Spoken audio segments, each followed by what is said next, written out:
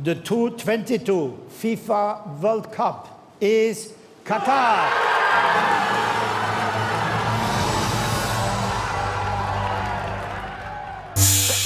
ساعات معدودة تفصلنا عن انطلاق بطولة كأس العالم 2022 في قطر.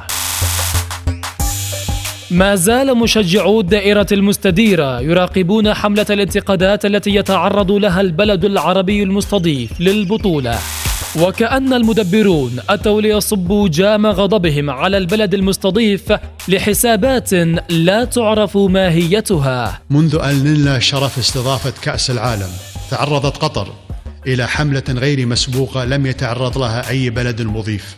الانتقادات العالمية لم تبدأ من تصريحات رئيس الفيفا السابق جوزيب بلاتر الذي قال إن منح قطر حق استضافة كأس العالم كان خطأ. بلاتر برر ما قاله بأن قطر بلد صغير للغاية بالنسبة لاستضافة البطولة، وأن كرة القدم وكأس العالم أكبر من أن تستضيفها. أبرز دول العالم المنتقدة لإقامة البطولة في قطر هي ألمانيا، بريطانيا وفرنسا.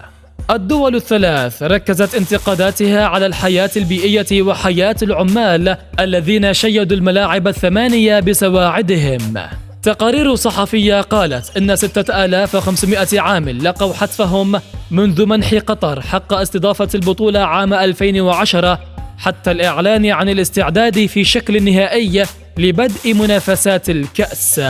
فما كان من الدول الثلاث إلا أن تمنع بث مباريات منتخباتها في الأماكن المخصصة في أراضيها، لتبدأ فيفا تحقيقاً يثبت بأن عدد العمال الذين لقوا حتفهم في الفترة المذكورة 3 عمال فقط.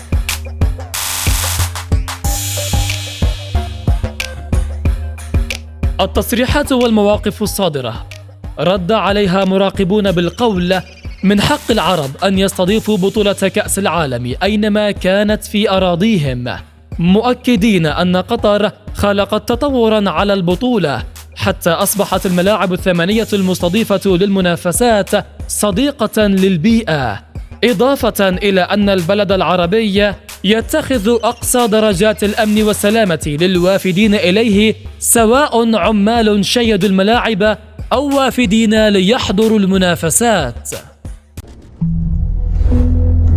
نماء بلاس.